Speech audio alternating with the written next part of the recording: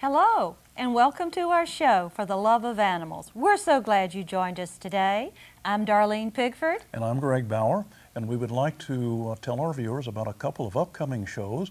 One on first aid for cats, which will be somewhat parallel to this show today, and also one discussing the animal ordinances and laws that pertain to Paducah and McCracken County. Sounds great, Greg. Well, I think it will be. Darlene, what's on tap for today? Well, Greg, we're doing something very special. We have a two-part series on emergency first aid for dogs. Okay. And this is part one, and part two will be following this, alternating on weeks. And we're so glad to do this. So we want our viewers to get paper and pencil because we're giving you a lot of information and a lot of resources. Greg, introduce our guest, would you please? Be happy to, Darlene. We're very, very happy to have with us today Dr. LaNita Flanary, a local veterinarian here in the Paducah area. And we want to welcome you to the show, LaNita. LaNita, thank you so much for coming. No problem. And you have another guest there. Yes, I do. This is Bitsy Boo. She's my little baby. Well, glad to have her. And we'll hear more about her in one of the happy tales coming up a little bit later. So let's start out, LaNita. Tell us about your fur family, if you will. I live on a farm at the edge of Marshall and Graves County. And currently I have 3 dogs. I have 4 cats. I have 2 potbelly pigs, I have 35 head of cattle, I have 2 miniature horses, I have chickens, ducks, geese, pigeons, I have 5 miniature goats. So that's the Flannery Zoo, right? Yes, and I have rabbits too.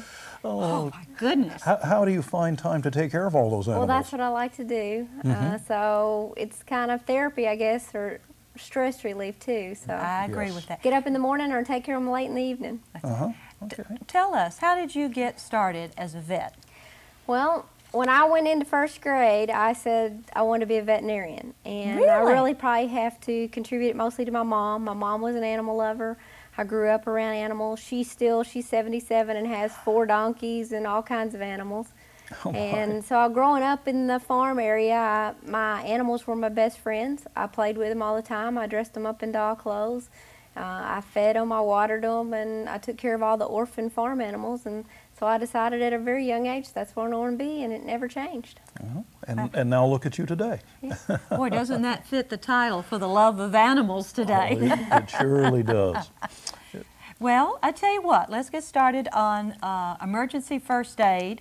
Okay. We're dogs. talking about what should be in our first aid kits that we should have readily available in our homes. Just like we do for humans. I made a little kit up. I used just a Rubbermaid container. I thought it'd be easier to go over things this way. Okay. So we'll go over everything that's in it. All right. Okay. First of all, you just need some essentials like cotton balls. Okay. Everybody, we're going to use cotton balls all the time for different things, so make sure you got plenty of cotton balls in it. What might we be using those for? Cotton balls sometimes we'll use with ear infections or just to clean out wounds or something like that. Okay. So lots of cotton balls. I always suggest that you keep a pair of exam latex gloves on hand. There's a lot of times that it can be messy or things you have to deal with, so if you have some gloves, that's probably the best thing sometimes. I also, as far as staple items, say to keep a clean sock in there.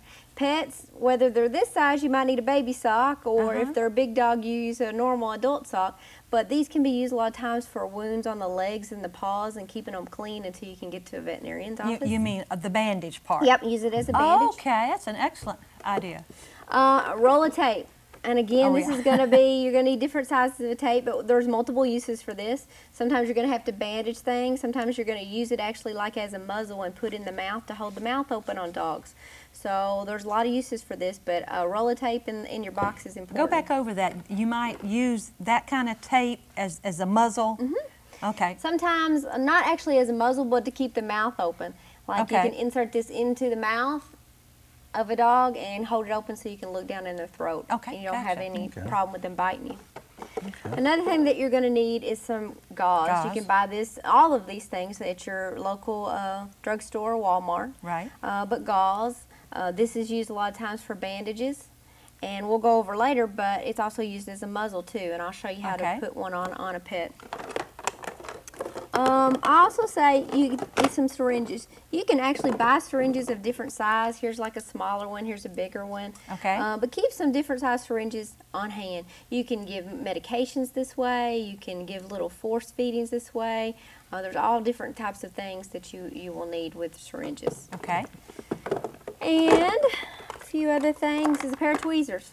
Tweezers, you can pull out splinters, Gotcha. wasp stingers and such like that. You're going to have splinter or a pair of tweezers for.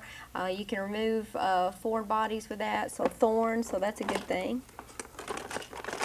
A lot of times we use tongue depressors. We use them sometimes for bandages to kind of stabilize the leg Gotcha. if there was a fracture, and you can also use them, of course, to hold the tongue down to look down the mouth. Right. As a splint. As a splint. And then we have a pair of scissors. Now, I like the round tip scissors. That way you can get them up close. You're not going to have to worry. You can cut bandages off with them. You're not having to worry about cutting the pet. Okay, So, because they're going to be moving around. They're not like a person that's going to be still. Okay. So we like to use a pair of scissors like this. Okay, that's a good one. Okay. And then everybody needs a little lubricant, like KY jelly or some sort, in their box. We'll be using that with the thermometer. And in here, I have a rectal thermometer. Okay. You can buy these too, and you do want to make sure that it is a rectal thermometer that you're using with the pet. Okay. And then there's some medications that I always suggest you always need. Number one is going to be an eye rinse. You can use saline rinse that you use for contact solution, or you can buy just plain eye rinse at your pharmacy, or sometimes in a pinch you can use Visine. That would work too to flush the eyes. Okay, now, when you say for contacts, now, is that the conditioner or the cleaner? You just want to use the plain saline solution. All right, plain salines, okay. Yes. Another is a tube of triple antibiotic ointment. Okay. Multiple uses for this, and we'll go in more detail with that, but this is a lifesaver right here. And then aspirin, and it's probably best if you put the baby aspirin, 81 milligrams. Okay. A lot of the days people have Tylenol that they use with their children, but you do not want Tylenol. A lot of dogs can have reaction to it, and it is toxic, Tylenol is, to cats. So aspirin is a very safe thing. Almost any dog or cat can take aspirin. So we rarely find children's aspirin. Okay. And your veterinarian can tell you in need how much you would use depending on the size of your pet. Right. You want to keep peroxide, hydrogen peroxide available. This is going to be used as a cleaner, a flush for wounds, and it's also good if we have to induce vomiting. And then here's the 3 essentials. Imodium AD. This is a great diarrheal medicine, and just the adult human or box of Imodium AD, and then your veterinarian can tell you exactly how much to use as far as the dose, depending on the size of your pet. All right, so you have to be careful. You've got to know the weight of your animal and the advice of your vet on how much to give. Right. Okay. Obviously, in any kind of emergency situation, you need to be in contact with your vet. Yes. Right. Veterinarians, we don't, with our pets, don't have 911 service for pets. We don't have ambulances for pets, so your vet is your only link to making sure you take care of the animal properly until you can get it to them. Okay. So actually, on the outside of our first aid kit, one of the most important things we can put is the number of our local veterinarian. Yes, that'd be a great idea. On your first aid kit, keep it on your refrigerator. You know, when something happens to your pet, everybody's going to be frantic. So if you'll call your veterinarian either during the day and they can tell you what to do, or emergency numbers, all vets nowadays, we have emergencies and we take them 24 hours a day. Okay. Pepsid AC is a good thing to keep in there. Pepsid AC works a lot with vomiting and upset stomach, or if you have a pet that's kind of nauseous. So I always recommend Pepsid AC. And the last important thing is Benadryl. And you do want to get the 25 milligram Benadryl. Another little hint with that, when you go to the pharmacy to pick it up, instead of getting the capsules, get the caplets, because these can be broken in half. And it's a lot easier to give the Benadryl in the pill form than the liquid. They don't like the taste of the liquid. Oh, okay. So that is the first aid kit, and we'll be going over a lot of these uses for things as we talk. It's amazing how much of that we use as human beings. Yes, we use mostly the same medications, and we do the same blood tests and x-rays and everything that we do for humans. Okay. Well, that is great. Thank you so much for giving us an illustration of that. Okay, you were talking about temperature. Uh-huh. Tell us what's normal temperature for a dog, what isn't, and if we, we do need to be able to take our dog's temperature. So tell us how to do that. Well, you want to use the rectal thermometer, like I said, and you'll want to lubricate that with the KY jelly. Okay.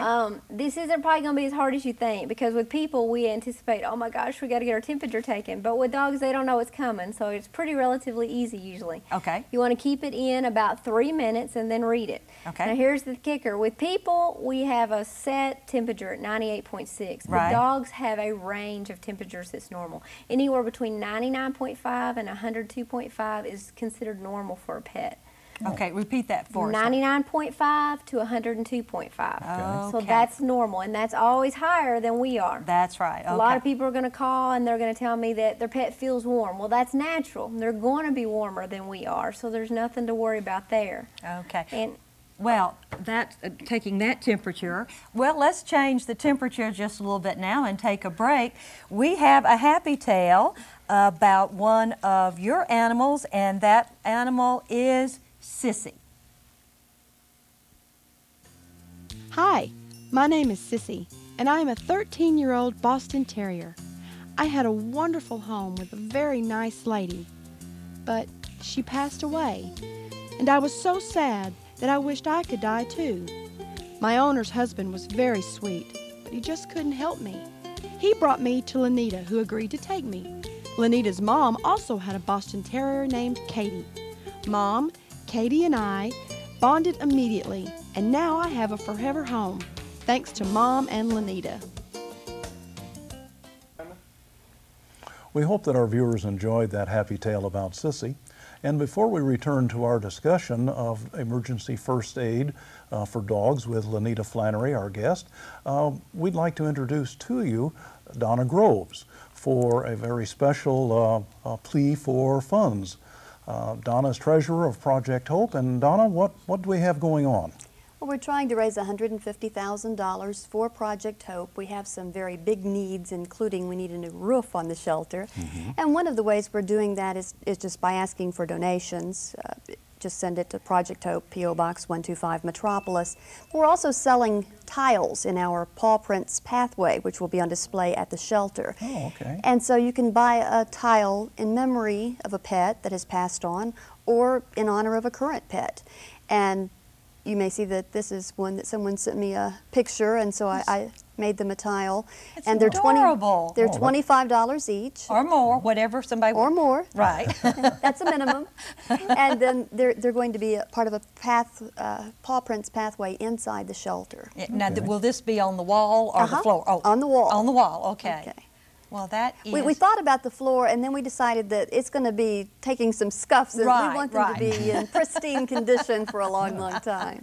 And you've launched the campaign now, and of course there's no time limit on when you'll be finished with it, but the sooner the better. The sooner the better. We have lots of needs, mainly the roof. But also it costs a lot to run a no-kill shelter because we keep them as long as it takes. They don't have a time limit to find their forever home. And you need cat cages too, right? Yes. Okay.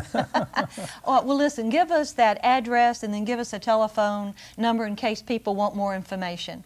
Okay. The address is P.O. Box 125, Metropolis, Illinois, 62960. And I cannot come up with a phone number right now. 618-524-8939. Right. And Greg and I would like to make a contribution thank you. For this fund, and we do hope that our viewers will help you out too. Yes. Thank you for coming, Donna. Donna. Thank you so much. Yes. We'd like to thank Donna for coming and sharing information with us about the fundraising campaign this afternoon. And now we'd like to take a break and move to another happy tale about Maddie Moo. My name is Maddie Moo, and I am a Burmese mountain dog. When I was just a puppy, I was introduced to LaNita, and it was love at first sight. I didn't know how lucky I was that LaNita was a veterinarian because I have degenerative joint disease in my hips, shoulders, and elbows. LaNita took me to a specialist in Nashville, but they decided that surgery was not a good option for me. So I'm being treated with medication instead. I go to work every day with LaNita, and she says that I am her shadow. I got my name because I like to play with the calves on the farm. Thanks, LaNita. for my wonderful forever home. What an interesting story about LaNita's Maddie Moo. Well, speaking of dogs, LaNita, as we return to our discussion here about first aid for dogs, one of the most common scenes is you find an injured dog, say maybe from a car accident. What do we do on a first aid basis? Okay. First thing you need to do is to concentrate on the pet itself. Okay. You need to check to see if it is bleeding. And you also need to check to see if it's breathing. Those are the main two things that first of all you want to check for. All right, breathing and bleeding, okay? As far as like the breathing, what you'll need to do is to look and see, you want to put your hands on both sides of the rib, because a lot of times if it's an injured dog, they're going to have a very shallow, or they might not be breathing. Or you might put your hand in front of their nose and see if you can feel the breath come from there. Okay. If they're not breathing, the next thing you're going to do is to check and make sure that, well, first of all, you should make sure if they're not breathing, you want to open their mouth. Okay. And you want to look to make sure that there's no obstruction. And to do this, you're just going to have to pull the tongue out. Bitsy didn't like it. And look down in there. Because sometimes an animal might be choking, or it might have even froth or mucus in the back of its throat. So you want to clear that out. Then you want to check for the heart rate. The heart rate can be checked by putting your hands on either side of the chest and feel pretty tightly. Or you can actually feel on the inside of the back leg for a femoral pulse. Okay. If you can't find a good pulse rate, or you can't feel the heart, or it's not breathing, you want to go for CPR at that time. When we do CPR on animals, you want to lay them down on the right side, or you'll want their left side up. And then you'll want to extend their head back and open their mouth, and that's where that roll of tape, but you know, you might not have that with you. So you just want to extend the tongue best you can, clear the throat. Again, I stress about the mucus because that's a pretty common thing that will happen, and then you can't get the airway into their lungs. You want to compress on each side of the chest. If it's a little dog like this, or a cat, you can do it with one hand, but if it's a big dog, you're going to have to go on both sides and pump the chest. And you want to do about 100 compressions per minute. And you'll want to breathe by cupping your hands around the nose and breathing in, and you want to do that about 20 times per minute. You might have to do this all the way to the vet's office and alternate between 3 compressions and a breath and 3 compressions and a breath. But a lot of times you can get them going that way. Okay. Well, now, if we find an animal that's been injured, if it's my animal, I kind of know if I can hold it or pull its mouth. What if I find an animal and I'm not sure, and maybe, you know, I don't want to get my hands in that animal's mouth. Right. It might bite me. Right. How do I protect myself, but yet give first aid to the animal? Well, if it's an animal that you don't know of, you need to be very cautious. Exactly. Because if we get hurt, we're going to scream, we're going to cry, we're going to yell, and animals are usually going to bite when they're hurt. Right. And it doesn't mean they don't like you, it just means that that's the way that they're expressing themselves. So even our own pets can be that way sometimes. But if you don't know the animal, you need to be very cautious and probably try to start at the back end and work up the animal to see what response you get real quick. Put your hands on it and move your way up to see if this animal is going to let you attempt to do anything or not. It's likely that this animal will also be quite scared. Yes. And so Yes. you need to kind of speak in a soothing voice and that sort of Yes. thing. It's also good if you have somebody else helping you at this And point, 2 if people are possible. going to always help out in an emergency situation better than one. Some other things that you can do if you have the ability is throw a blanket or a big towel over the animal. A lot of times animals find comfort if they're secure. You know, a lot of animals that are hurt will go into hiding. So if you'll cover them, a lot of times you can hold the head and keep the head away, but you can do the compressions, or you can feel around, or you can compress an area that's bleeding or something like that. The other thing you can do is create your own little instant muzzle. Okay. I talked about that earlier. You can use like a strip of gauze, or you can use like a piece of rope. I even had a lady who used a belt once. Okay. But you'll want to loop it around their mouth. Bitty's going to have a little mouth. Little mouth. But you'll want to make a loop, and you're going to put it around and go around, and then you're going to go around the back. Tie it in the back. And tie it. Okay. You got to make sure you have it tied tight. It's not going to hurt them as far as their breathing or anything, but you got to make sure it's tied tight or they can't get out of it. Okay, so you take some string-like material, wrap it around their mouth, and then tie it snugly in the back. Well, that's an excellent idea. Okay. Another thing that I always tell people is take a plastic cup, like a Solo cup, and cup it over a big dog's mouth. Okay. That will help a lot too if you can hold that in place and hold to the back of the head like this. And then you can examine the animal or see what's going on that way. Or you might even actually just be able to pick the animal up that way and hopefully it won't bite you. Mm-hmm. Okay. Oh, that is excellent. Okay, hopefully I'm not going to find any dogs that have been hit, but you know, you see them on the side of the road so much. Okay, I'm still on the roadside, and I have an injured animal, and I think, say it's bleeding. Yes. What do I do? Okay, bleeding, from where it is bleeding can be a lot harder to find than you can think. Imagine if it was Bitsy. Oh, we got yes. a lot to look at. You're just going to have to start at the tip of the nose and work to the tip of the tail. Some areas you want to look at is definitely look to see if it's bleeding in the mouth, you know, look to see if it's bleeding in the ears, check to see between the feet, on the bottoms of the feet, but try to find that area. If you are available and have the resources, you'll want to clip the hair from that area, clean it with just soap and water, and if it's a mild abrasion or it's not bleeding, you're okay. Triple antibiotic ointment and you're done. If it is bleeding still excessively, you'll want to compress that area with a clean gauze or a bandage, and you'll want to also maybe apply an ice pack, and that will help decrease the bleeding until you can get it to the veterinarian to be sutured up. Okay, wow. Well, let's hope we don't find any bleeding animals by the side of the road.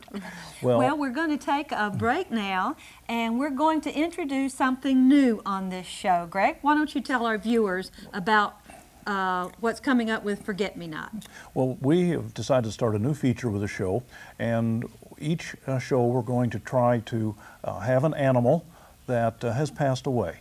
And we always like to remember those animals. Donna, I think, gave us a nice example of something we can do. But it's something called Forget Me Not. And we would like to invite our viewers to share with this. If you have a pet, we can feature it with the show. And we're going to give a story now of our remembrance of Pepper Sprout. In 1989, a farmer gave us a wee 6-week-old kitten that we all thought was a female. The vet corrected this error and pronounced him as a healthy male cat. From an early age, the kitten seemed to have typical male cat ambitions, and so we named him Pepper Sprout after the old Johnny Cash song.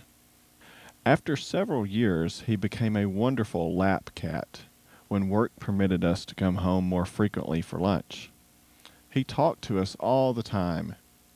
Other new cats came into our home, and Pepper Sprout was always accepting of each one, which is somewhat unusual for a cat. His favorite pastime was helping us in the kitchen, and he always wanted to lick the butter dish. He moved with us 5 times and never complained. In late 2005, he passed away from old age, and our lives have never been quite the same. We will never forget you, Pepper Sprout. Hope you enjoyed the story about our cat Pepper Sprout, who passed away. We had him from 1989 to 2005. And Greg and I are starting a new program here, and we invite you to participate. If you would like to feature your animal and honor him with a story or either your presence, we ask that you make a donation to an animal organization of your choice.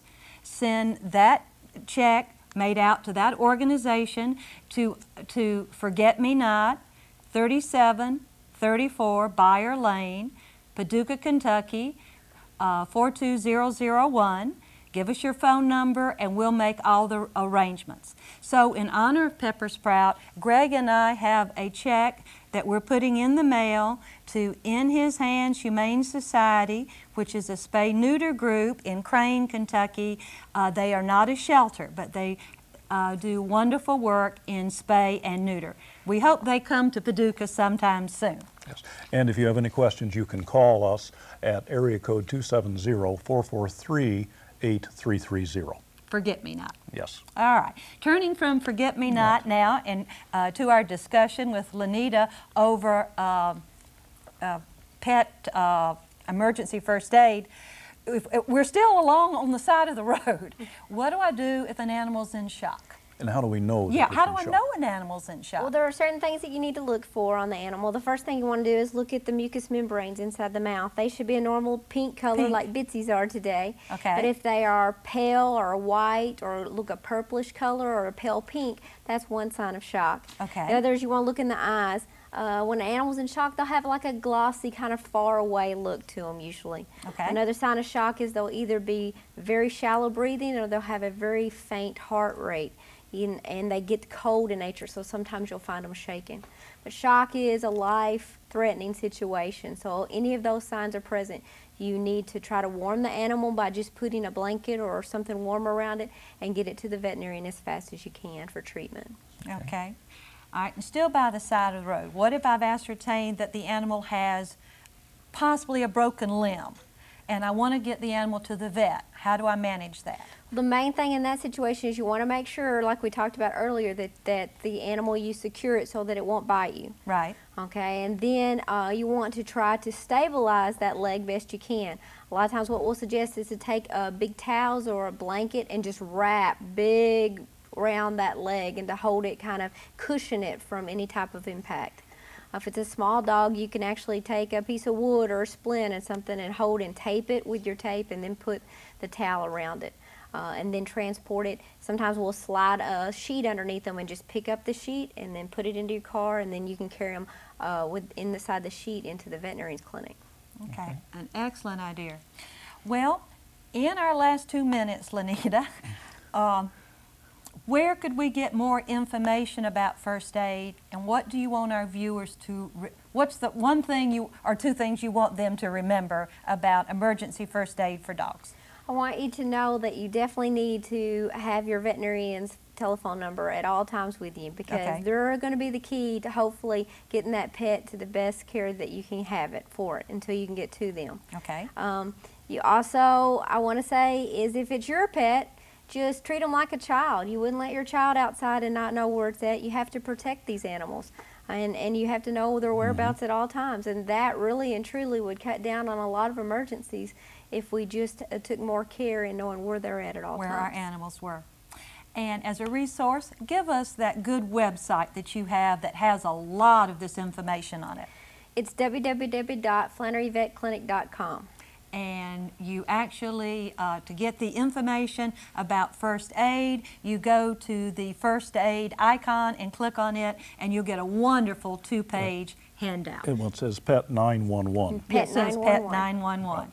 Well, Greg, this has been a lot of wonderful information. I hope you don't ever have an emergency with your animal, but if you do, we hope you've taken notes from this show, because it's a lot of good information. So, and we want to remind our viewers that we will have part 2 coming up with this show, because there's many more topics to discuss. Well, Greg, this has been a great show with a lot of good information, and we want to remember that give your pet a little extra love today and every day. See you next time. Bye.